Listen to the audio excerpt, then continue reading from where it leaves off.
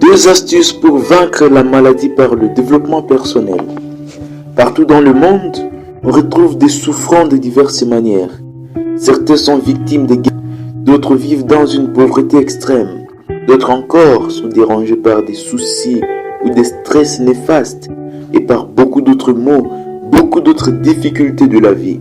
Mais aujourd'hui, je voudrais plus spécialement vous parler de la manière dont on peut vaincre l'une des grandes épreuves que l'homme peut traverser. Il s'agit de la maladie. La maladie est la preuve de la fragilité de l'être humain, de la fragilité de l'homme. Une fois atteint, chacun doit s'en sortir le plus tôt possible. Cependant, parfois même les médicaments des médecins ne suffisent pas pour guérir de certaines maladies.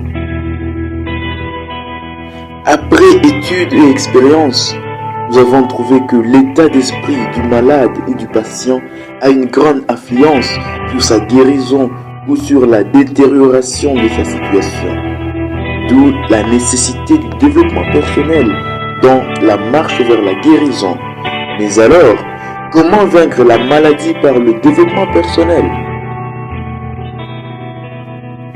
Bonjour, bonsoir à vous qui me suivez en pareil moment depuis votre bureau, votre chambre, du lit de l'hôpital ou en voyage. Je suis coach Mars, coach de vie. Je fais les coachings en développement personnel depuis février 2022. Je suis aussi formateur en éducation financière et philosophe de formation. Avant d'aller plus loin, assurez-vous de vous être abonné sur notre chaîne afin de ne rater aucune de nos leçons toujours instructives.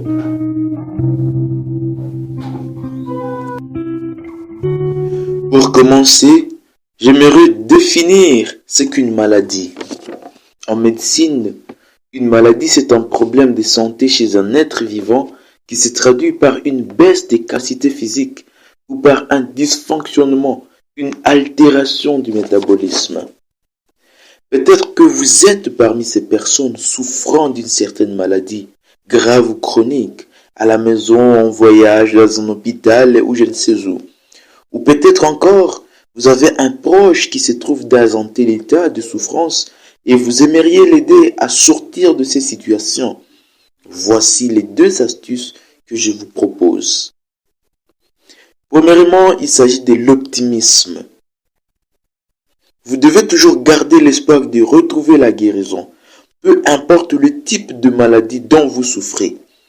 Cette attitude n'est efficace que dans la mesure où on reste ferme dans une telle foi, ne maintenir aucun doute ou aucune peur. Les témoignages que j'ai sont nombreux. En voici juste un. Il y a quelques années, une femme m'a partagé son expérience d'optimisme ou de foi ferme dans la maladie. Elle avait été diagnostiquée d'un diabète. À l'annonce des médecins, elle a été bien sûr stupéfaite. Et elle leur demanda s'il en existait un médicament curatif. Ces médecins lui dirent que le médicament pour guérir le diabète n'est pas encore découvert, mais qu'elle devait être soumise à un régime alimentaire.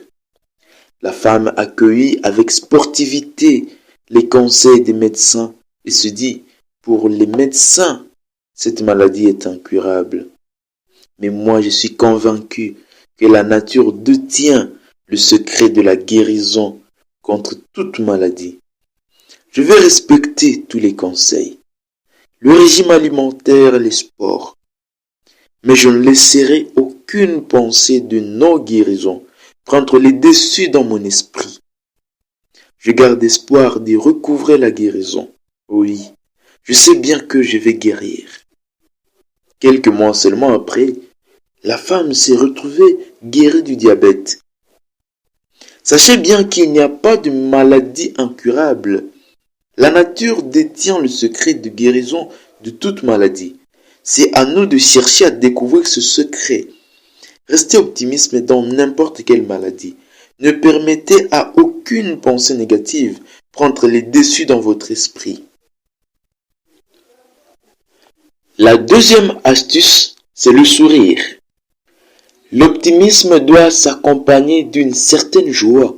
voyant la guérison à venir.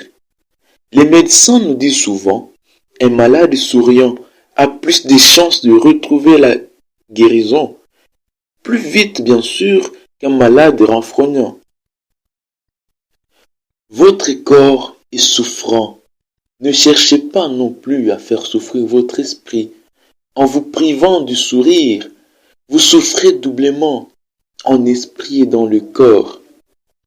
Par le sourire, faites plutôt à ce que votre esprit contribue à la prompte guérison de votre corps. Il y a quelque temps, j'ai traversé une courte période tragique, caractérisée par des maux de tête sévères et exagérés. C'était des migraines. Le premier effort que j'ai fourni, c'était de découvrir la source de ces migraines. Après avoir découvert la cause, j'ai gardé mon sourire habituel, en étant convaincu de retrouver la guérison incessamment, tout en prenant en compte les conseils de mon médecin. Quelques jours seulement après, j'ai retrouvé la guérison. L'optimisme s'accompagne de la joie intérieure par-delà toute souffrance. Bien sûr, c'est pas facile, c'est difficile, oui. On sent beaucoup de peine. Mais on doit toujours s'efforcer de garder le sourire en dépit de toutes ces peines-là. Cela encourage non seulement les médecins à prendre soin de nous, mais aussi ceux qui nous entourent, nos proches, à ne pas perdre de vue la guérison dont nous avons besoin. En bref, nous devons savoir qu'il est très important de se concentrer plus sur la guérison que sur la maladie si nous voulons vaincre n'importe quel problème de santé.